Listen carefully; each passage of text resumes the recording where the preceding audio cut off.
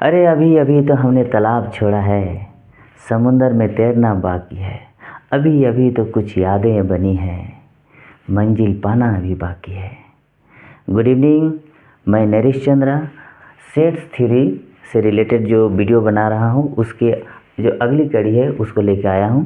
ठीक है, तो आज हम लोग इसमें देखेंगे जो जो टॉपिक हम लोग कवर करने वाले हैं आज की वीडियो में वो है इंटरवल्स। ये जो इंटरवल्स है, ये इंटरवल्स हम स्पेशली रियल नंबर पे देखेंगे हम लोग। ठीक है, रियल नंबर पे देखेंगे।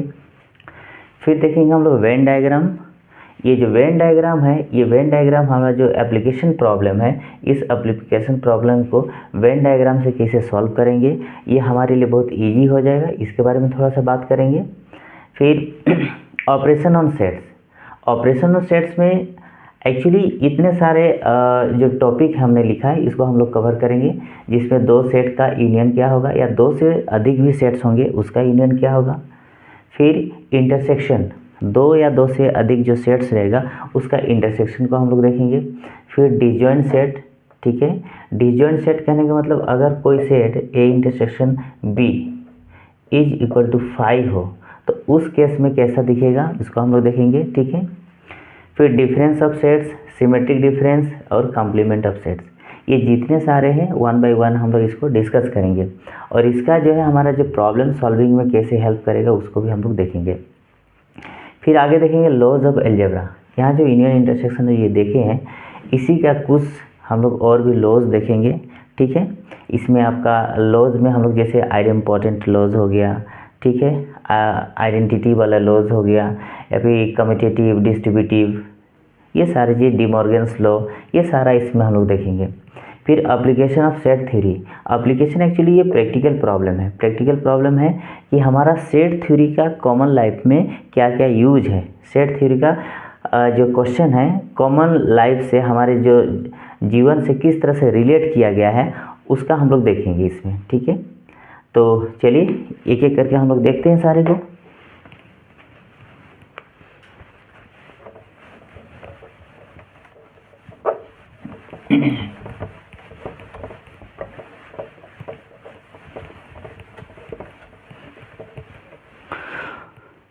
सो इंटरवल, इंटरवल किसका इंटरवल, क्या लेना चाहते हैं इसमें, कौन सा चीज़ हम यहाँ पर, क्या आप नेचुरल नंबर लेना चाहते हैं या फिर आप होल नंबर लेना चाहते हैं या फिर आप इंटीजर लेना चाहते हैं, क्या आप रेशनल लेना चाहते हैं, क्या आप इरेशनल लेना चाहते हैं या फिर आप रियल नंबर लेना चाहते हैं या फिर कुछ और चीज़ लेना चाहते हैं, कि आप जो है कॉम्प्लेक्स नंबर लेना चाहते हैं।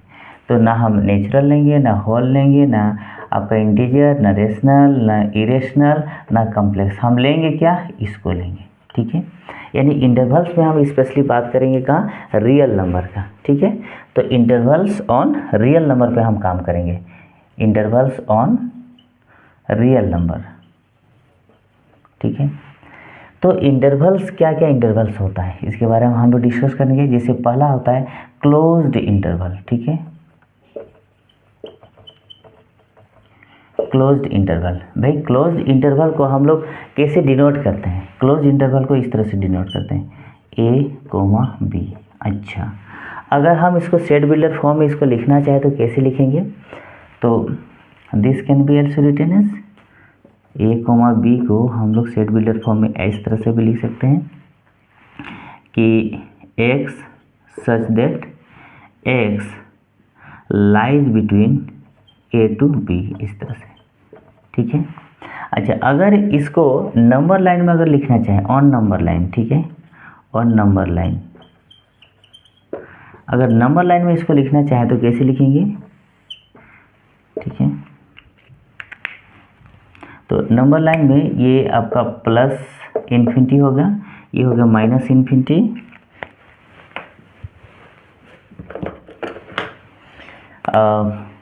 सपोज यहाँ पर कहीं पर ए है मेरा, यहाँ पर कहीं पर मेरा बी है। ठीक है, ध्यान दीजिएगा। तो यहाँ देखिए ये क्लोज इंटरवल को बढ़िया से समझ लीजिए क्योंकि आगे हमारा बहुत यूज होगा इसका। हम क्या कर रहे हैं कि ए से चलना शुरू किए और कहाँ तक जा रहे हैं, हम लोग बी तक जा रहे हैं। अब क्वेश्चन ये है कि ए से बी में जा रहे हैं तो क्या ए को इंक्लूड करेंगे या नहीं करेंगे। तो बोलता है ये जो साइन देख रहे हैं ये इक्वल का साइन है, मतलब ए और बी दोनों मेरा इंक्लूड होगा। इंक्लूड होगा कहने का मतलब एक एग्जांपल से समझिए। मान लीजिए हम कहीं पर लिखे हैं 2,3, 2,3, इसका क्या मतलब हुआ? इसका मतलब ये हुआ प्लस इन्फिनिटी, ये माइनस इन्फिनिटी, ठीक है। मान लीजिए यहाँ मेरा 2 है और यहाँ मेरा 3 है, तो टू नंबर इस 2 को लेते हुए आगे बढ़ते जाएंगे और 3 तक पहुँचेंगे, ठीक है। तो इन दोनों के बीच में कितना नंबर्स है? इन्फिनाइट नंबर्स है। हम जानते हैं कि दोनों के बीच में इन्फिनाइट नंबर है, लेकिन हमारे ये 2 भी इंक्लूड होगा और 3 भी इंक्लूड होगा, मतलब दोनों को शामिल करेंगे। मतलब अगर आप चलना शुरू करेंगे तो यहाँ से चलेंगे, 2 से चलते हुए आप कहाँ तक जाएंगे? 3 तक पहुँचेंगे। मतलब 2 को भी आप टच कर रहे हैं, 3 को भी टच कर रहे हैं, तो इसको हम लोग कहते हैं क्लोज्ड इंटरवल, ठीक है।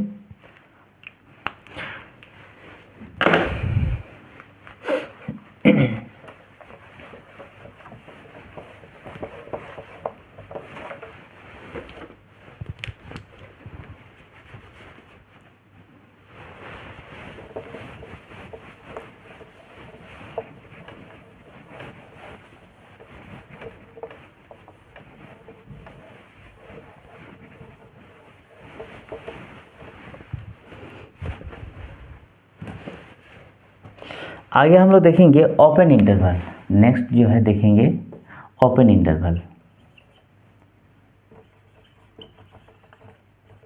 ओपन इंटरवल, भाई ओपन इंटरवल क्या होता है, इसको कैसे डिनोट करते हैं? तो ओपन इंटरवल को हम लोग डिनोट करते हैं इस तरह से, या फिर ऐसे भी लिखते हैं ए बी और इस तरह से, ठीक है। और अगर हम इसको सेट बिल्डर फॉर्म में अगर लिखना चाहें तो कैसे लिखेंगे? ए कोमा बी, ठीक है। This can be written as x such that x lies between A to B. Number line में अगर इसको देखेंगे और नंबर लाइन तो एक लाइन ड्रॉ करेंगे, ये आपका प्लस इन्फिनिटी, ये आपका माइनस इन्फिनिटी, आपका सपोज यहाँ पर ए है, यहाँ पर मेरा बी है, ठीक है। ये ए है, ये बी है। तो क्या करेंगे? इस तरह से चलेंगे।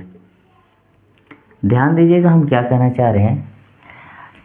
ये ओपन का मतलब है ना हम ए को टच कर सकते हैं ना बी को टच कर सकते हैं।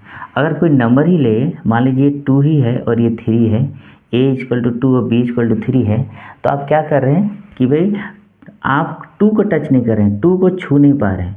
और 2 के बाद का जो नंबर है, यानी 2 के बाद कौन सा नंबर होगा? 2.00000000000, बहुत एक छोटा सा नंबर है जिसकी हम कल्पना भी नहीं कर सकते हैं, सोच भी नहीं सकते हैं। तो मान लीजिए बहुत बड़ा नंबर है ना, 2.00, मान लीजिए यहाँ पर 1 लिख दिए। बहुत मतलब 2 को आप क्या कर रहे हैं? एक्सक्लूड कर रहे हैं, बाहर कर दे रहे हैं। यहाँ पर भी 3 को बाहर कर रहे हैं और उसके भीतर जितने भी नंबर्स हैं उस नंबर को हम लोग ले रहे हैं, इसलिए इसका नाम ही ओपन इंटरवल। तो फिर से हम रिपीट कर दे रहे हैं, ओपन इंटरवल का मतलब है जब कभी भी इस तरह से लिखा रहेगा ना हम ए पहुंच पाएंगे ना बी पहुंच पाएंगे, इसके बीच के सारे नंबर्स को हम लोग लिखते हैं, ठीक है। इसलिए इसका नाम है ओपन इंटरवल।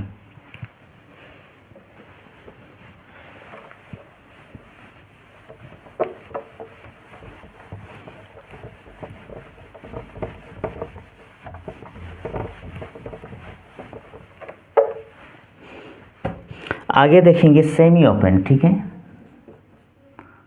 सेमी ओपन, ठीक है, इंटरवल। तो सेमी ओपन इंटरवल को हम लोग डिनोट कैसे करेंगे? एक तरफ अगर बंद है तो दूसरा तरफ खुला रहेगा, या फिर अगर इधर खुला रहेगा तो दूसरा तरफ बंद कर देंगे, ठीक है। ये हो गया सेमी ओपन इंटरवल।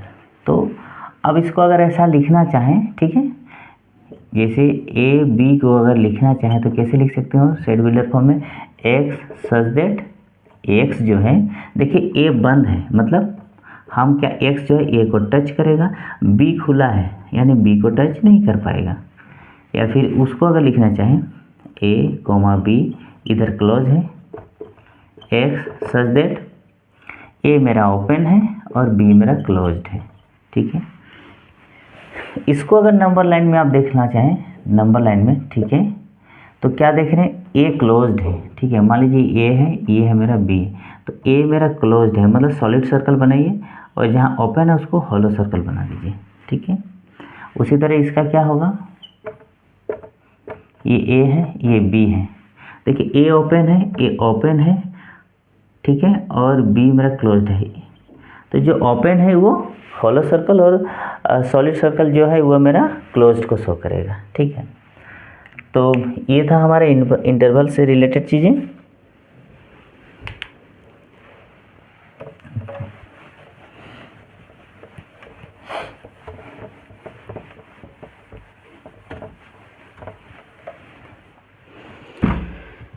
आगे हम लोग देखेंगे Venn diagram.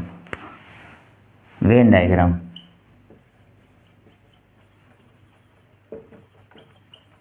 Venn diagram, Venn diagram की ज़रूरत क्यों पड़ी?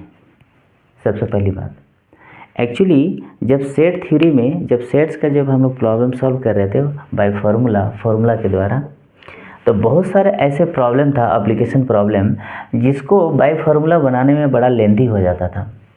तो उसी को मिनिमाइज करने के लिए, है ना, एक ये वेन डायग्राम का जो है कॉन्सेप्ट आया। तो वेन डायग्राम एक्चुअली कौन था, एक ब्रिटिश साइंटिस्ट थे, ब्रिटिश मैथमेटिशियन थे, उन्होंने ये दिया था कि आप किस तरह से एक पिक्टोरियल नोटेशन के द्वारा कोई भी प्रॉब्लम को हम लोग कैसे सॉल्व करेंगे। तो जो सबसे बड़ा सेट होता है, जिसको हम लोग यूनिवर्सल सेट के नाम से जानते हैं, इसके लिए बोला कि एक फिगर जो आप बनाएंगे, पिक्चर बनाएंगे, वो आपका क्या होना चाहिए, रेक्टेंगुलर शेप होना चाहिए। और इसके जो सबसेट्स हैं, ठीक है, इसके जो सबसेट्स हैं, ये तो हो गया आपका यूनिवर्सल सेट। इसके जो सबसेट हैं, मान लीजिए कोई ए सेट है, इस हम लिख देंगे इसको, ये यूनिवर्सल सेट हो गया, और इसी का ये सबसेट है ना, तो सबसेट है। तो सबसेट को बोल रहा है कि कोई क्लोज्ड फिगर यूज कीजिए। तो क्लोज्ड फिगर में सबसे पहला क्या चीज़ आ रहा है, सर्कल आ रहा है, तो सर्कल को यूज किया गया, ठीक है। ये कहा नहीं था कि सर्कल यूज कीजिए, लेकिन वो कहा क्लोज्ड फिगर होना चाहिए। तो लेकिन जितने भी क्लोज्ड फिगर है उसमें सबसे अप्रोप्रिएट कौन सा लग रहा है, सर्कल, इसलिए हम लोग जनरली सर्कल को ही हम लोग यूज करते हैं। तो वेन डायग्राम इसके द्वारा इस तरह से हम लोग करते हैं, ठीक है। तो आप देखा जाए तो यू के भीतर में ये चीज़ है, तो हमारा जो फिगर बनेगा वो कैसा बनेगा, ये अगर मेरा यू है, ठीक है, तो इसके अंदर जितने सबसेट है इसके अंदर में रहेंगे, इसके अंदर में रहेंगे, इसके अंदर, या फिर ऐसे इंटरसेक्ट भी करेंगे, ठीक है। तो चलिए आगे हम लोग देखते हैं, एक एग्जांपल लेते हैं, ठीक है। एक एग्जांपल से इसको हम लोग समझते हैं। मान लीजिए लेट u इक्वल टू 1 2 3 4 5 6 7 8 ऐसा ले लिए, और a इज इक्वल टू 1 2 3 4 इस तरह से लिए। तो इसको वेन डायग्राम में कैसे दिखाएंगे, इसका प्लॉट कैसे करेंगे, ठीक है। तो सबसे पहले आप क्या करेंगे, u का फिगर बनाएंगे, ठीक है। अच्छा, और u के अंदर में क्या है, a, एक सर्कल बनाएंगे, दिस इज a, और ये मेरा u बड़ा वाला। तो a का एलिमेंट्स क्या क्या है उसको लिखिए, एक 1 है, 2 है, 3 है, 4 है, ये 4 एलिमेंट है। और देखिए लेकिन u में भी 1 2 3 4 है, और इसमें भी है। तो हम लोग क्या करेंगे, ये वाला मेरा क्या है, कॉमन पार्ट है, इसलिए इसके अंदर में रखना है। अब बाद बाकी जो है, यानी 5 6 7 8 इसको बाहर लिख दीजिए, 5 6 7 8 बाहर लिख दीजिए। तो ये क्या हो गया हमारा, वेन डायग्राम से इस फोटो से क्लियर पता चल रहा है कि यू मतलब ये सभी चीज़ें, इसके भीतर में जितने सारी चीज़ें इंक्लूडेड है वो सारा है। ए क्या है, ये वाला पार्ट है, ठीक है। तो वेन डायग्राम से इजीली हम इस तरह का पिक्चर नोटेशन से हम इसी सेट, यूनिवर्सल सेट या फिर उसका सबसेट को प्लॉट कर सकते हैं, दिखा सकते हैं।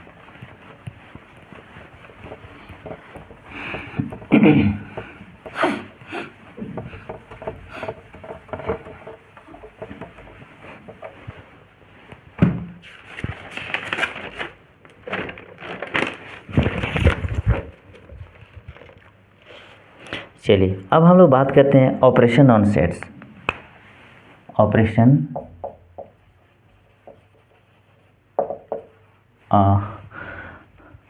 सेट्स पे ऑपरेशन कर रहे हैं, ठीक है, सेट्स। तो ऑपरेशन सेट्स में पहला आता है यूनियन का, ठीक है, पहला क्या आएगा मेरा, यूनियन।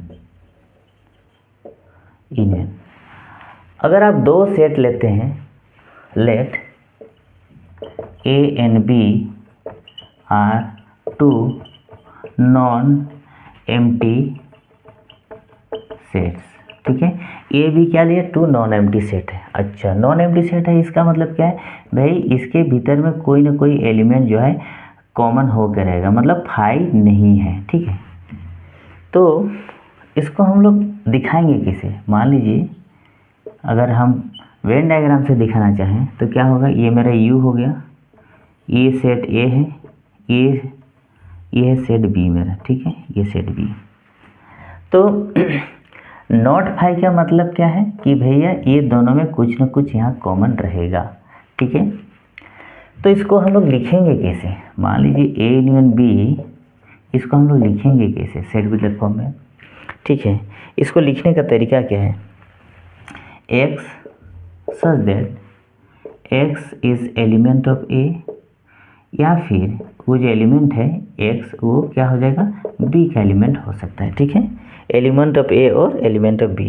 अच्छा, इसको ऐसे समझिए एग्जाम्पल से, मान लीजिए ए इक्वल टू है 1 2 और 3 और बी इक्वल टू है मान लीजिए 3 4 5 या 6 ऐसे ले लीजिए। तो ए यूनियन बी का क्या मतलब हुआ कि आप क्या कर रहे हैं, ये दोनों एलिमेंट्स को आप लोग लिख रहे हैं 1 2 3 4 5 6। हम जानते हैं सेट में जब भी हम अंदर एलिमेंट्स लिखते हैं रिपीट नहीं होना चाहिए, किसी भी हालत में रिपीट नहीं होना चाहिए, ठीक है। रिपीट अगर है भी तो ऐसा नहीं कि सेट नहीं कहलाएगा, वो सेट है लेकिन रिपीटेशन का कोई मतलब नहीं रहता है, इसलिए हम डिस्टिंक्ट एलिमेंट को हम लोग लिखते हैं। पहले भी इसके बारे में हम लोग डिस्कस कर चुके हैं, ज़्यादा करेंगे नहीं, ओके। तो 1 to 6 अगर हम यहाँ पिक्चर में इसको दिखाना चाहें तो क्या होगा, ए सेट मान लीजिए है 1 2 3 3, यानी ये देखिए दोनों में कॉमन क्या है, 3 को अंदर भर दीजिए यहाँ पर, और 1 2 को इधर कहीं पर लिख दीजिए, और उसके 4 5 6 को इधर लिख दीजिए 4 5 6, ठीक है। तो यूनियन का मतलब आपको है कि दोनों सेट के सभी एलिमेंट्स को लिखना है, सभी डिस्टिंक्ट एलिमेंट्स को लिखना है। एक प्रश्न यहाँ पर ये है, मान लीजिए पहला बात, अगर हम कहीं लिख दें कि x belongs to A union B, ठीक है, x belongs to A union B, इसका क्या मतलब हुआ, इसका क्या मतलब है, इफ एंड ओनली इफ, इसका मतलब ये हुआ कि आपका x ए में है, ठीक है, या फिर आपका जो x है वो क्या है, बी में है, ठीक है। दूसरी बात, अगर हम कहीं लिख दिए कि x does not belongs to A union B, इसका क्या मतलब हुआ, इफ एंड ओनली इफ, इसका मतलब यह है कि x जो है ना मेरा a में है ना, एंड x मेरा b में भी नहीं होगा, क्योंकि ध्यान दीजिएगा ये पूरा का पूरा एरिया मेरा ए यूनियन बी है, ये पूरा एरिया, ये पूरा का पूरा ये मेरा ए यूनियन बी का फिगर है। तो बोला है अगर इस एरिया में ही कोई एलिमेंट नहीं रहेगा तो ना एक्स में होगा और ना बी में होगा, ठीक है ना, मतलब एक्स में भी नहीं होगा और एंड बी में भी नहीं होगा, ठीक है। अब यहाँ क्या लिखें, अगर x belongs to A union B कहने का मतलब इसके भीतर में कोई एलिमेंट है, ध्यान दीजिएगा इसके भीतर में कोई एलिमेंट अगर है, इसका मतलब वो एलिमेंट या तो ए का हो सकता है या फिर बी का हो सकता है, ठीक है। तो क्योंकि हम क्या करते हैं दोनों से मिला कर डिस्टिंक्ट एलिमेंट को लिखते हैं, ठीक है।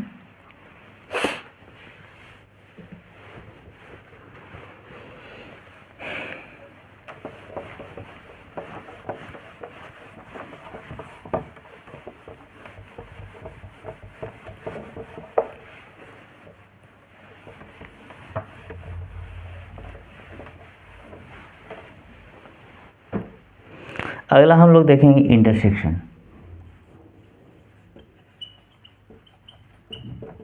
इंटरसेक्शन, ठीक है, intersection of set. Intersection of set को कैसे हम लोग डिनोट करते हैं, इसको हम लोग डिनोट करते हैं ए इंटरसेक्शन बी, ठीक है। अच्छा, ए इंटरसेक्शन बी, यहाँ एक शर्त है। शर्त क्या है कि ये दोनों अलग अलग है कि कॉमन एलिमेंट भी रह सकता है, क्या दोनों में कोई कॉमन एलिमेंट है, तो उसको हम लोग लिख देंगे, ठीक है, कि भाई ए और बी में, ठीक है, मतलब फाई नहीं है, कोई चीज़ कॉमन है, नॉट फाई, ठीक है। तो इस केस में, ठीक है, इसको फिगर से समझिए। सपोज ये मेरा ए है, ये मेरा बी है, ए है, ये बी है और ये यू है, ओके। तो इंटरसेक्शन मतलब क्या, नाम से जान रहे कॉमन एलिमेंट्स की बात कर रहा है। कौन सा पार्ट होना चाहिए, ये वाला पार्ट, ठीक है, इस पार्ट की हम लोग बात कर रहे हैं। तो अगर इसको लिखना चाहे ए इंटरसेक्शन बी, तो कैसे लिखेंगे, एक्स सच दैट एक्स मेरा ए में भी होना चाहिए एंड एक्स मेरा कहाँ होना चाहिए, बी में भी होना चाहिए, ठीक है। अच्छा, तो जैसे एग्जांपल से हम लोग इसको समझते हैं, कोई एग्जांपल ले लेते हैं। सपोज ए इक्वल्स टू 1 2 3 4, ठीक है, बी इक्वल्स टू 3 4 5 6 7 8, ऐसा ले लिए। तो ए इंटरसेक्शन बी क्या होगा भाई, ये दोनों में कॉमन क्या है, देखिए यहाँ पर 3 4 कॉमन है, तो कॉमन एलिमेंट्स को लिख देंगे। अच्छा, इसमें अगर हमको दिखाना हो तो कैसे दिखाएंगे, तो 3 4 को अंदर हम लोग लिख देंगे, ठीक है, ये 3 और 4 मेरा अंदर रहेगा, उसके बाद 1 2 यहाँ पर रहेगा, 1 2, फिर 5 6 7 8 यहाँ पर रहेगा, 5 6 7 8 यहाँ पर रहेगा। तो इस तरह से हम लोग इंटरसेक्शन मतलब कॉमन एलिमेंट्स को लिखना है, एक शब्द में आप समझ जाइए, ठीक है। अब अगर हम ये कहें, पहली बात, अगर कोई एक एलिमेंट है, अगर वो बिलोंग करता है ए इंटरसेक्शन बी में, इसका क्या मतलब हुआ, इसका क्या मतलब हुआ कि ए अगर कोई एलिमेंट मेरा इंटरसेक्शन में है, इसका क्या मतलब हुआ कि ये एलिमेंट जो है ए में भी रहेगा एंड ये एलिमेंट मेरा बी में भी रहेगा। दूसरी बात, अगर कोई एलिमेंट इस इंटरसेक्शन में लाइज नहीं करता है, ध्यान दीजिए हम क्या बोल रहे हैं, अगर कोई एलिमेंट इस इंटरसेक्शन में लाइज नहीं करता है, ठीक है, इसका मतलब एक्स ना ए में रहेगा, और अगर लिख देते हैं x does not belongs to B, ऐसा क्यों लिखे, क्योंकि हमको कॉमन की बात कर रहे हैं, तो ए में ही नहीं है तो बी, ए अगर किसी एक में भी नहीं है तो कॉमन की तो कोई बात ही नहीं है, ठीक है ना, इसलिए हम यहाँ और वर्ड यूज़ कर देते हैं, ठीक है।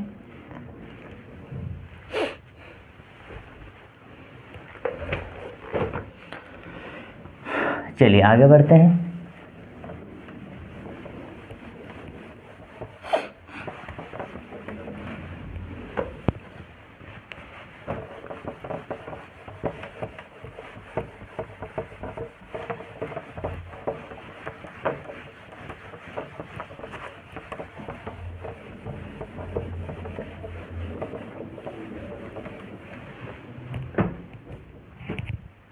नेक्स्ट, डिसजॉइंट ऑफ सेट्स, ठीक है, डिसजॉइंट ऑफ सेट्स। डिसजॉइंट मतलब जॉइंट नहीं है, अलग अलग है। जैसे मान लीजिए आप दो सेट लिए, A and B are 2 sets, ठीक है, दोनों नॉन एम्प्टी है, ठीक है, नॉन एम्प्टी है, दोनों नॉन एम्प्टी सेट्स है। नॉन एम्प्टी मतलब खाली नहीं, उसमें भरा हुआ है, लेकिन दोनों में कोई कॉमन नहीं है, मतलब ये दोनों के बीच में क्या है, कोई कॉमन नहीं, मतलब फाई है, ठीक है, ये दोनों के बीच में कुछ नहीं, तो कैसा होगा, एक ऐसा रहेगा एक ऐसा रहेगा, गांधी जी का चश्मा जैसा रहेगा, ठीक है। तो ये अलग अलग इस तरह से हम लोग इसको लिख सकते हैं। अच्छा, एग्जाम्पल से अगर समझना चाहें तो किसी होगा, एग्जाम्पल से मान लीजिए ए इक्वल टू हम लिखे 1 2 3 और बी, क्योंकि दोनों में कॉमन नहीं होना चाहिए, तो 4 5 6, तो ए यूनियन बी क्या होगा, ये सारे एलिमेंट्स होंगे 1 2 3 4 5, सारे एलिमेंट्स को मिला के हम लोग लिख देंगे, ठीक है।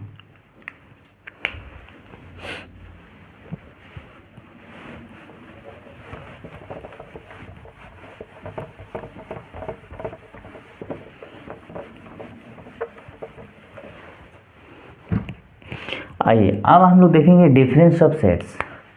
Next is difference of sets. Difference of sets, तो डिफरेंस ऑफ सेट्स में क्या क्या चीज़ हम लोग देखेंगे, इसको बढ़िया से समझेंगे क्योंकि ये बड़ा कंफ्यूजिंग हो जाता है।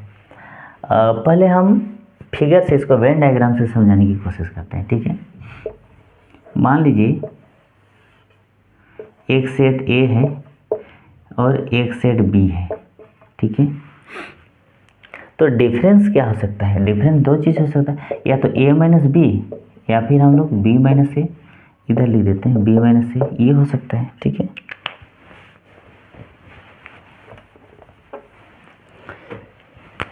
तो ए माइनस बी और बी माइनस ए क्या चीज़ है, इसको हम लोग देखते हैं। देखिए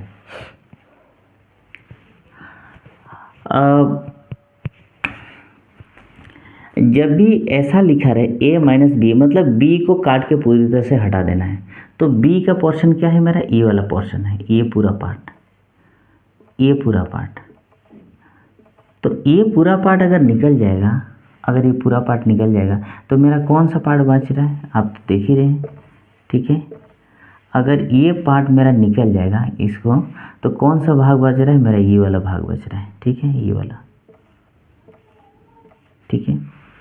तो a माइनस बी मतलब b का जितना भी पोर्शन है उसको पूरी तरह से ख़त्म कर देना है, गायब कर देना है, और जो बचा हुआ एरिया है वही कहलाएगा मेरा a माइनस बी, मतलब ये वाला पार्ट, ये वाला पार्ट मेरा क्या हो गया, a माइनस बी।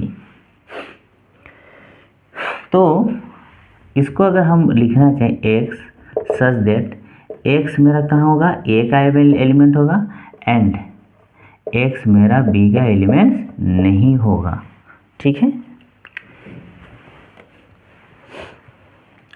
अच्छा इसको एग्जाम, अच्छा अगर हम b माइनस ए करें तो वही सेम बात हो जाएगी, ठीक है ना। x सच दैट x मेरा क्या हो जाएगा, b का पार्ट होगा एंड x जो है a का पार्ट नहीं होगा, ठीक है। अब इसका अगर फिगर देखेंगे तो इसी को रिवर्स कर दीजिए, है ना, इसी फिगर को रिवर्स कर देंगे तो ये चीज़ आएगा।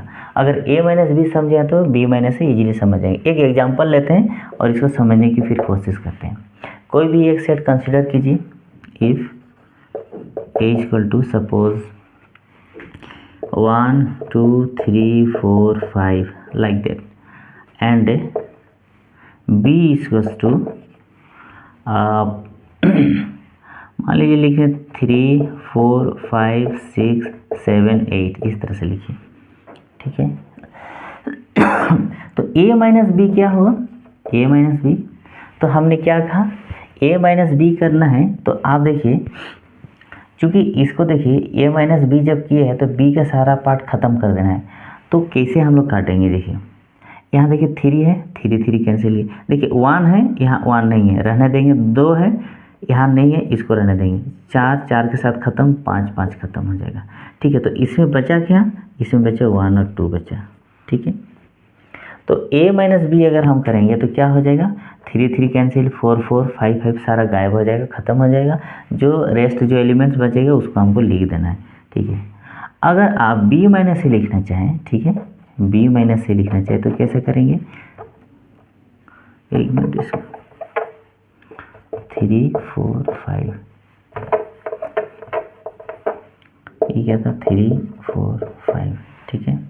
तो b माइनस ए जब करेंगे, ठीक है, b माइनस ए, तो यहाँ से इधर से कैंसिल करना शुरू करेंगे, देखिए 3 के साथ 3 ये कैंसिल हो जाएगा, 4 4 हो जाएगा, 5 5 हो जाएगा, बचेगा क्या 6 7 8, ठीक है। तो आई होप आप समझ गए होंगे कि a माइनस बी क्या है और b माइनस ए क्या है। अच्छा इसको और तरीके से भी हम लोग लिखते हैं, है ना, a minus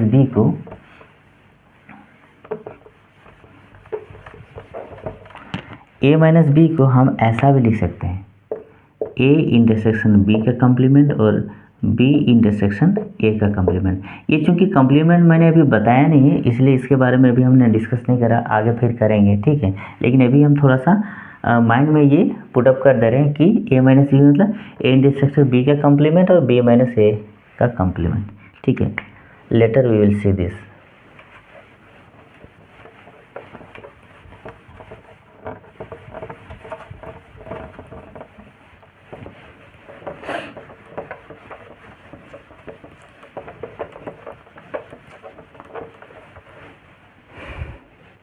okay, now is next 5th number symmetric difference.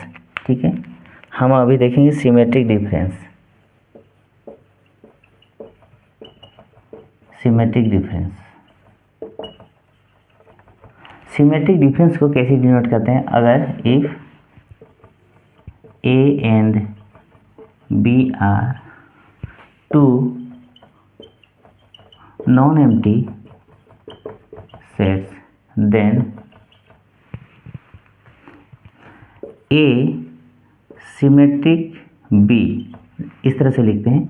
इसका क्या मतलब होता है? A minus B union B minus A. ठीक है, या फिर इसको ऐसा भी लिख सकते हैं, A intersection B complement union B intersection A का कॉम्प्लीमेंट। फिगर से अगर देखें, वेन डायग्राम से देखें, वेन डायग्राम से अगर देखें तो ये मेरा ए है, ये मेरा बी है। ठीक है, तो कौन सा पोर्शन होगा? ए माइनस बी मीन्स ये वाला पार्ट होगा, ये वाला पार्ट ध्यान दीजिए, और बी माइनस ए ये वाला पार्ट। ठीक है, ये वाला। तो ये जो पार्ट है ना, ये पार्ट, ये है मेरा ए माइनस बी, और ये जो पार्ट है ये मेरा बी माइनस ए। ये दोनों के सारे एलिमेंट्स को जो हम लोग लेते हैं वही मेरा होता है सिमेट्रिक डिफरेंस। मतलब ए माइनस बी का एलिमेंट और बी माइनस ए का एलिमेंट्स को ही हम लोग कहते हैं सिमेट्रिक डिफरेंस। एग्जाम्पल से इसको समझते हैं।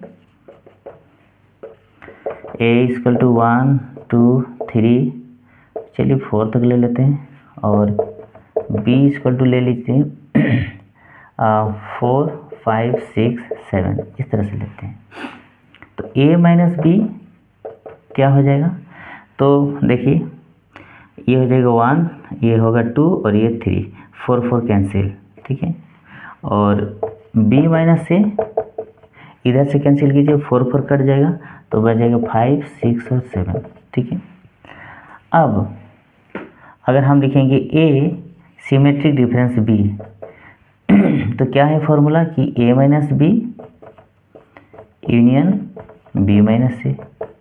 तो ए माइनस बी कौन सा है? 1 2 3 यूनियन बी माइनस ए 5 6 7।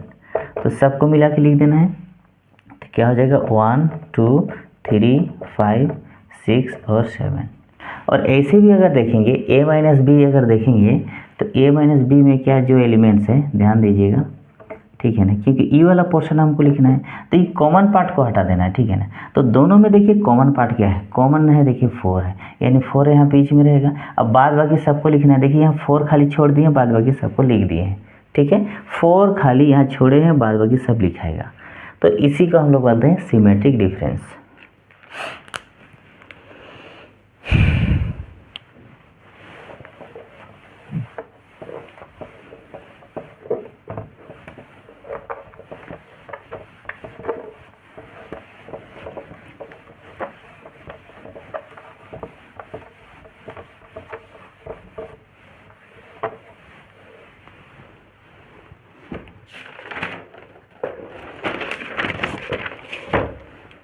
ओके, तो ऑपरेशन में हमारा लास्ट ऑपरेशन है complement of sets.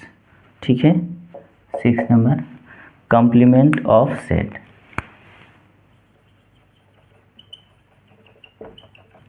Complement of sets, तो कॉम्प्लीमेंट ऑफ सेट्स को क्या क्या चीज़ से डिनोट करते हैं? इट इज़ डिनोटेड बाई क्या चीज़ से डिनोट करते हैं? ए ऊपर में डैश लिखते हैं, या फिर ए के ऊपर में छोटा सा सी लिखते हैं, या फिर यूनिवर्सल सेट से उस सेट को घटा देते हैं। या तो ये ए डैश लिखें, ए के ऊपर में सी लिखें, चाहे यू माइनस ए, ये सभी एक ही चीज़ को रिप्रेजेंट करेगा, किसको? Complement of set. तो वेन डायग्राम से भी इसको हम लोग समझेंगे और एग्जाम्पल से भी समझेंगे। मान लीजिए ये आपका सबसे बड़ा यूनिवर्सल सेट यू है, और एक सेट है आपका ए। ठीक है, ए को अंदर ही लिख देते हैं इसे। ठीक है, तो अगर आप ए कॉम्प्लीमेंट लिखें तो ए कॉम्प्लीमेंट का क्या मतलब हुआ कि सबसे बड़ा सेट में ए को घटा दे रहे हैं। ठीक है, तो यानी सबसे बड़ा सेट ये पूरा है, और ए मेरा ये, तो इस माइनस करना मतलब ये गायब हो जाना, ये खत्म हो जाए, तो बचेगा कौन सा एरिया, ये वाला पोर्शन बचेगा, ये वाला पोर्शन बचेगा, इसी का नाम है ए डैश। ठीक है, डैश करने का मतलब सबसे बड़े सेट से उस सेट को हम लोग घटा दिए, कंप्लीमेंट गायब कर दिए, उड़ा दिए एक तरह से बोले। एग्जाम्पल लेते हैं, if u equals to 1 2 3 up to 10 तक हम लोग ले लिए। ठीक है, और a इक्वल टू मान लीजिए आप लिखिए 1 2 और 3 4 तक लिख लिए। तो भाई a कम्प्लीमेंट क्या होगा, ये क्वेश्चन है, a कम्प्लीमेंट क्या होगा। तो a कम्प्लीमेंट क्या होने वाला है, सबसे बड़ा सेट में a को घटा देंगे। तो भाई अब इसमें से इसको आप क्या कर रहे हैं, माइनस कर रहे हैं, तो 1 रहेगा, 1 1 कैंसिल, 2 2 कैंसिल, 3 3 कैंसिल, ठीक है, 4 4 कैंसिल, तो बचेगा क्या, 5 6 7 8 9 और 10। ठीक है,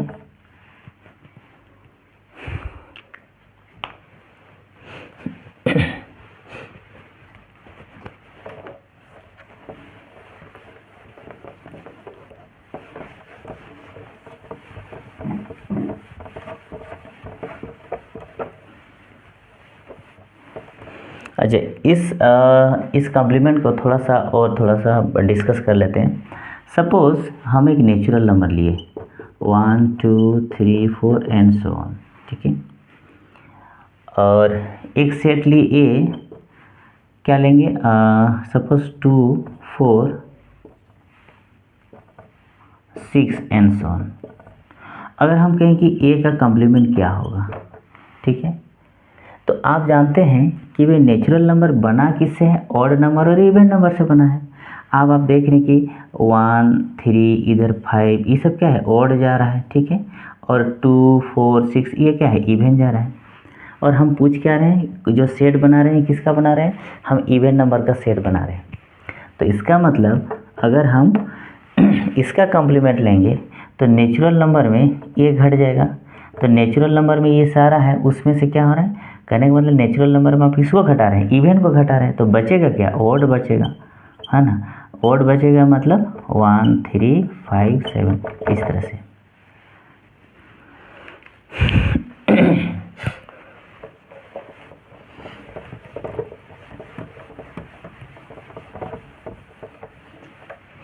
उसी तरह एक आप कंसिडर कीजिए सबसे बड़ा सेट। ठीक है, बहुत बड़ा सेट, सबसे बड़ा सेट क्या है, u है।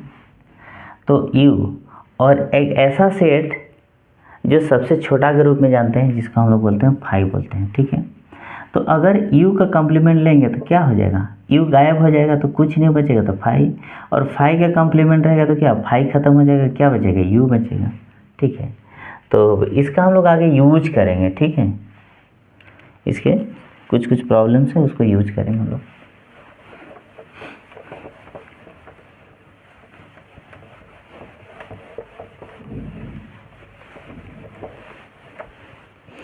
तो अभी तक हमने ऑपरेशन में ये सारे ऑपरेशन किए हैं। ठीक है, यूनियन का किए हैं, इंटरसेक्शन का किए हैं, डिफरेंस का किए हैं, सिमेट्रिक डिफरेंस का किए हैं, और कॉम्प्लीमेंट का किए हैं। ठीक है, तो आगे कुछ कॉम्प्लीमेंट का और भी कुछ छोटे छोटे रिजल्ट्स हैं, उसको थोड़ा सा हम लोग देख लेते हैं। ठीक है, मिटा दिया मैंने, अच्छा कोई बात नहीं। तो जैसे हमने अभी लिखा था कि u का कॉम्प्लीमेंट मेरा 5 है, दूसरा 5 का कॉम्प्लीमेंट मेरा u है।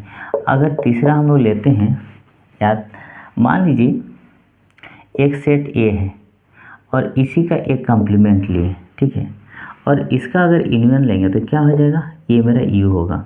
फिगर से अगर समझना चाहें तो इस तरह से बोल रहे हैं हम, ये आपका a है और इधर ये वाला a डैश है, तो इसके भीतर का एलिमेंट और ये वाला पार्ट का एलिमेंट दोनों मिलके क्या बन रहा है, u बनाएगा, वही चीज़ हमने लिखा है। फिर अगर एक सेट a है और इसी का कॉम्प्लीमेंट का इंटरसेक्शन, तो इंटरसेक्शन क्या है, कोई कॉमन है नहीं है, तो क्या हो जाएगा, 5 हो जाएगा। ठीक है, तो और एक चीज़, अगर कोई एक सेट लिए, ठीक है, इसका कॉम्प्लीमेंट लेंगे, अब फिर इसका कॉम्प्लीमेंट लेंगे, तो फिर आप बस इसी में आ जाएंगे। ठीक है, ध्यान दीजिए इसको, जैसे एक एग्जांपल से समझिए। ए बराबर मान लीजिए 1 2 और 3 है। ठीक है, और u इक्वल टू मान लीजिए 1 2 3 4 ऐसे करके 10 तक है। ठीक है, तो a का कॉम्प्लीमेंट लेंगे तो क्या आने वाला है, ये तीनों ए का कॉम्प्लीमेंट मतलब 1 2 3 को छोड़ के, यानी 4 5 6 करके आपका 10 तक का एलिमेंट।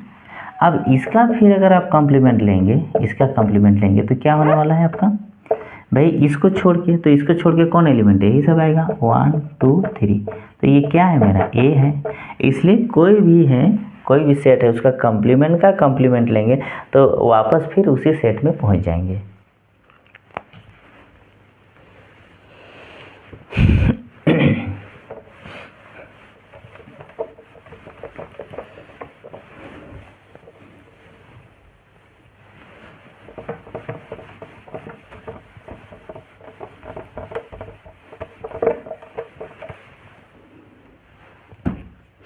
चलिए अब कुछ लॉज ऑफ अलजेब्रा देखेंगे। लॉज ऑफ अलजेब्रा, तो लॉज ऑफ अलजेब्रा में पहला हम लोग देखेंगे आइडेम्पोर्टेंट।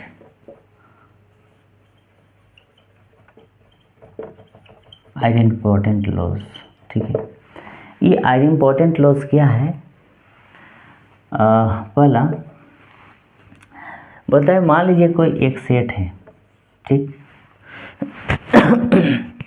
ओके, और यूनियन ले रहे हैं इसी सेट के साथ। ध्यान दीजिए, एक सेट है, वही सेट को फिर लिखें, यदि सेम सेट का यूनियन लेंगे तो क्या आएगा, वही सेट आ जाएगा, ठीक है। दूसरा, अगर एक सेट है ए और इंटरसेक्शन कर रहे हैं इसी के साथ तो क्या आ जाएगा, यही सेट आ जाएगा। तो आइडेम्पोर्टेंट लॉ का कहने का मतलब है कि आप सेम सेट का यूनियन लेंगे तो रिजल्ट वही आएगा, सेम सेट का इंटरसेक्शन लेंगे तो रिजल्ट वही आएगा, यही होगा, ठीक है।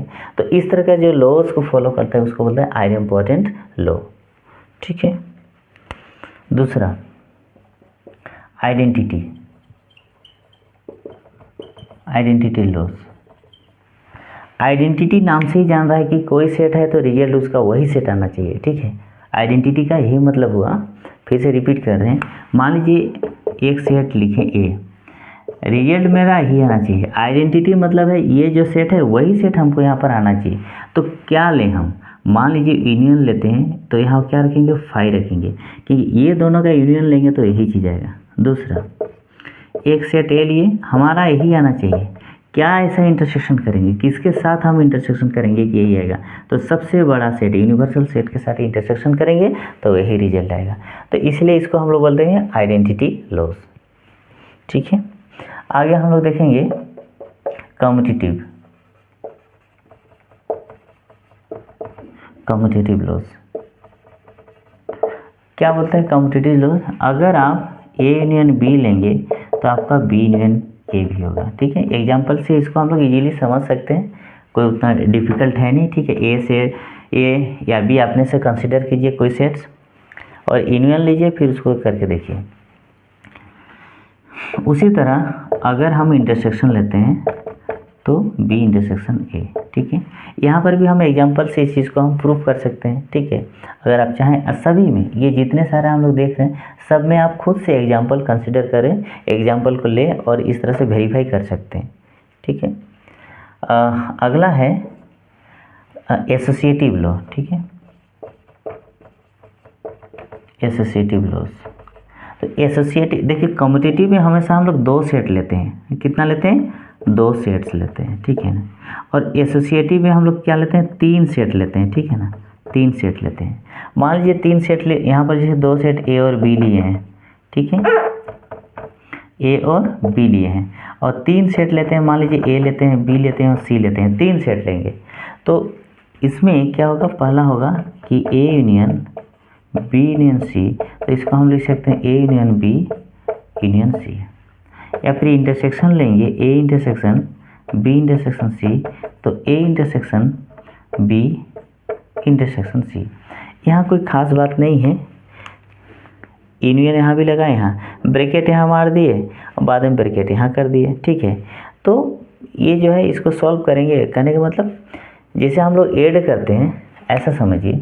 मान लीजिए 2 + 3 + 5 और यहाँ ब्रैकेट लगा दिए, और यहाँ पर 2 + 3 प्लस 5 यहाँ ब्रैकेट, इसका क्या मतलब हुआ भाई, ब्रैकेट को पहले सॉल्व कीजिए फिर इसको ऐड कीजिए। जैसे यहाँ 2 + 8 हो गया, यहाँ पर क्या हो गया 5 + 5 हो गया, तो ये भी 10 होगा, ये भी 10 होगा। मतलब एक जनरल वे में हम बात कर रहे हैं, तो वही कॉन्सेप्ट यहाँ पर भी यूज हो रहा है।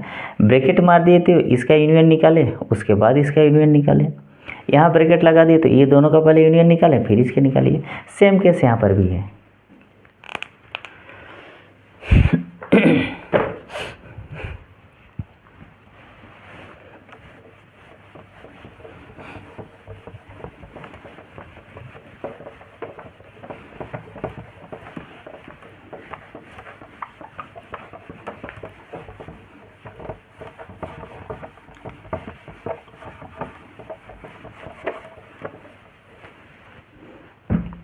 अब हम बात करते हैं डिस्ट्रीब्यूटिव लॉ की, ठीक है। Third distributive law.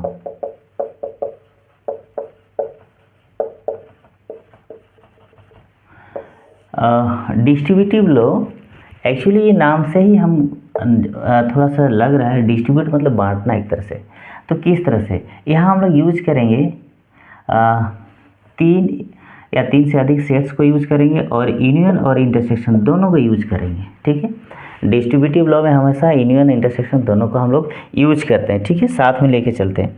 मान लीजिए हम लिखे A union B intersection C, ध्यान दीजिए, या फिर ऐसा लिखें A intersection B union C, ठीक है, इस तरह से लिखें।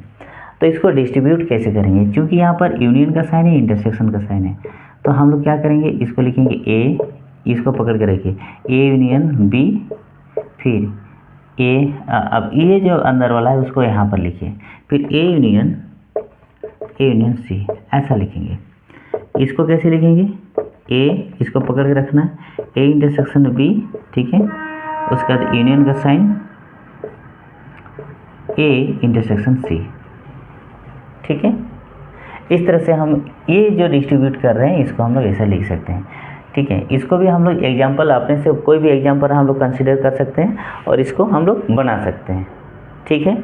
जैसे कोई भी एग्जाम्पल ले लीजिए, अगर हम कुछ समय के लिए अपने से ले लेते हैं, लेट ए इक्वल टू 1, 2 और 3 ले लिए, बी का वैल्यू ले लीजिए, मान लीजिए 2, 3, 4 ले लिए, और सी का वैल्यू लीजिए 4, 5 और 6 ले लिए कुछ समय के लिए, ठीक है। अब इसको हम लोग वेरीफाई कर रहे हैं, ठीक है, इसका लेफ्ट हैंड पार्ट को, लेफ्ट हैंड साइड। तो लेफ्ट हैंड साइड में क्या है, A union B intersection C है, ठीक है। तो ए का वैल्यू क्या है, देखिए ए का वैल्यू का हम लिख रहे हैं 1, 2, 3, चलिए लिख दिए यूनियन। अब बी इंटरसेक्शन सी, बी और सी में क्या क्या कॉमन है, देखिए तो बी और सी में क्या कॉमन है, यहाँ देखिए 4 कॉमन है, ठीक है, 4 दिख रहा है, तो हम लोग लिखिए 4। अब देखिए दोनों का यूनियन लेना है, तो क्या आएगा मेरा 1, 2, 3 और 4 आ गया। तो लेफ्ट हैंड साइड इतना है। अब इसका राइट हैंड साइड को देख, right hand side, right hand side में क्या है, A union B intersection A union सी।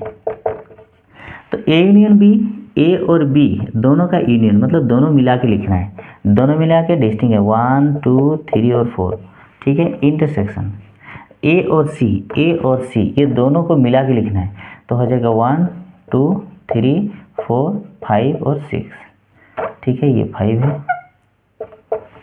अब देखिए दोनों में कॉमन क्या है, देखिए 1, 2, 3, 4, 1, 2, 3, 4 कॉमन है, तो क्या लिखेंगे 1, 2, 3, 4। अब देखिए इसका लेफ्ट हैंड साइड क्या था 1, 2, 3, 4, राइट हैंड साइड क्या है 1, 2, 3, 4, तो ये क्या हो गया, वेरीफाइड हो गया। तो कोई भी एग्जांपल लेंगे तो वो इस तरह से वेरीफाइड हो जाएगा, ठीक है। लास्ट हम लोग इसमें देखेंगे लॉज ऑफ अलजेब्रा में जो बहुत इंपॉर्टेंट है, जिसको हम लोग VBI कर देंगे, ठीक है, that is the D Morgan's law. D Morgan's law जो है वो आपका यूनियन और इंटरसेक्शन से, मतलब डी मॉर्गन्स जो लॉ लिखेंगे हम लोग कॉम्प्लीमेंट यूनियन और इंटरसेक्शन का मिला हुआ एक नया रूल है, ठीक है, D Morgan's law. D Morgan's law, तो डी मॉर्गन्स लॉ में क्या क्या हम लोग यूज़ कर रहे हैं, कॉम्प्लीमेंट है ना, जो डैश या फिर सी ऐसे जो लिखते हैं, एक मिनट, मतलब इसके लिए क्या कहिए, जो होता क्या है जब कभी भी कोई फॉर्मूला लिखते हैं तो उसके लिए हमको क्या है, जब कभी कोई इंसान लड़ाई के मैदान में जाता है तो क्या सबसे पहले अपने हथियार रेडी करता है, उसको वो अपने तुनीर में उसको क्या चाहिए, तीर चाहिए, धनुष चाहिए, तलवार चाहिए, भाला चाहिए, ढाल चाहिए। तो उसी तरह डिमोर्गन्स के लिए हम लोग को क्या क्या चाहिए, हमको कॉम्प्लीमेंट चाहिए, ठीक है, यूनियन चाहिए, इंटरसेक्शन चाहिए, ठीक है, ये सारी चीज़ हमको चाहिए। तो क्या बोलते हैं, पहला ए यूनियन बी का कॉम्प्लीमेंट अगर लेंगे तो क्या होगा, दूसरा ए इंटरसेक्शन बी का कॉम्प्लीमेंट लेंगे तो क्या होगा। तो बोलता है ए यूनियन बी का कॉम्प्लीमेंट होगा तो A complement intersection B complement, और ये हो जाएगा A complement union B complement. अगर वेन डायग्राम से इसको देखें, ठीक है, वेन डायग्राम से यहाँ पर बना देते हैं इसका हम वेन डायग्राम, ये ए है, ये मेरा बी है, this is A, this is B, ठीक है।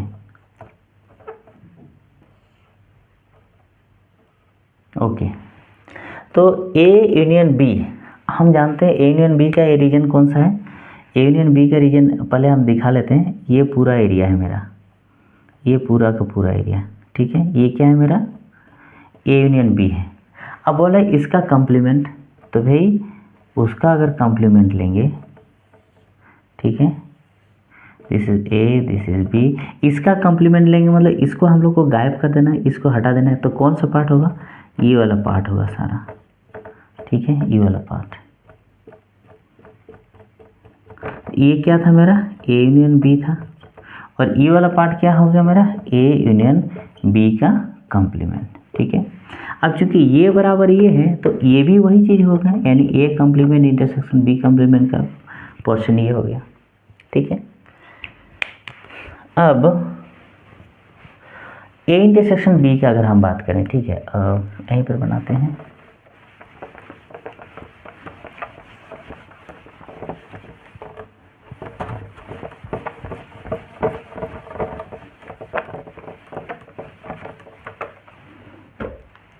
अब इसकी बात करते हैं, ठीक है।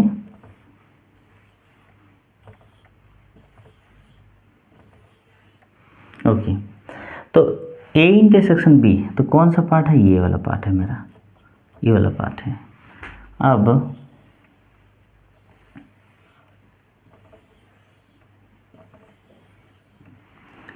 अब देखिए ए इंटरसेक्शन बी के पार्ट को छोड़ के तो कौन सा पार्ट होगा, ये पूरा पार्ट होगा, इधर ये सब होगा, ठीक है,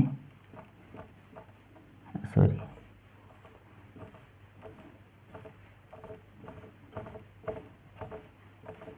ये पूरा रीजन, ठीक है। तो ये सारा रीजन आ जाएगा, ये क्या हो गया मेरा, ये है मेरा ए इंटरसेक्शन बी का पोर्शन, और ये क्या है, ये वाला जो पार्ट है ये मेरा ए इंटरसेक्शन बी का कॉम्प्लीमेंट, ठीक है। मतलब इसको छोड़ के बाद बाकी रीजन, और सेम केस वही होगा, A complement union B complement.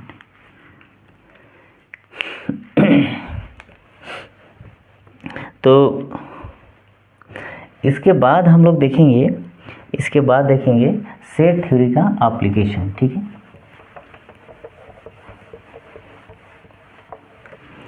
इसके बाद हम लोग देखेंगे एप्लीकेशन प्रॉब्लम, मतलब जो कार्डिनल नंबर है उस कार्डिनल नंबर को कैसे हम लोग यूज करेंगे। उसके लिए दो इम्पोर्टेंट फार्मूला हम लोग यूज़ करेंगे, क्या क्या, कि number of A union B is equal to N A plus N B minus A intersection B, ये फार्मूला यूज करेंगे, ठीक है।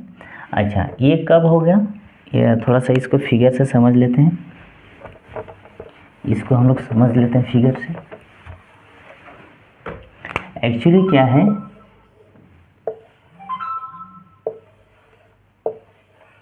ये आपका ए है, ये आपका बी है, ठीक है। ए यूनियन बी कहने का मतलब ये पूरे में कितने एलिमेंट्स है उसकी बात कर रहे हैं। एन ए पूरा यहाँ को इसको कवर किया, एन बी इसको पूरा कवर किया, लेकिन जब इसको कवर किए तो ये पार्ट मेरा दो बार हो गया, तो इंटरसेक्शन पार्ट को एक बार क्या किया हम लोग, माइनस कर दिए। ये कौन सा केस में चल रहा है? ये केस हो रहा है कि A इंटरसेक्शन B यदि फाई नहीं है तो ये फिगर मेरा है, ठीक है। ये फॉर्मूला, इसी का second number of A union B, इसको हम लोग लिख सकते हैं NA प्लस NB। ऐसा कब लिख सकते हैं? जब मेरा दोनों सेट अलग अलग हो, ये इधर ये इस साइड में होगा, ये A ये B अलग अलग, means A intersection B is equal to 5 हो, ठीक है, याद रखिएगा। तब मेरा क्या हो जाएगा? ये फॉर्मूला हम लोग यूज़ करेंगे।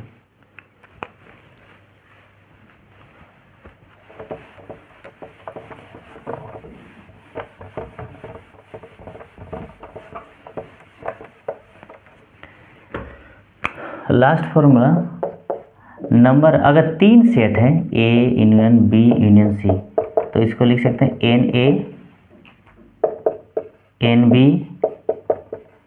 NC minus A intersection B minus B intersection C minus C intersection A plus number of A intersection B intersection C, ठीक है। तो ये जो हमने 3 फार्मूला अभी हमने लिखा है, ठीक है, तो इसका प्रैक्टिकल प्रॉब्लम, इसका जो न्यूमेरिकल्स प्रॉब्लम है वो हम लोग नेक्स्ट क्लास में लेके आएंगे, ठीक है। Thank you for watching this video.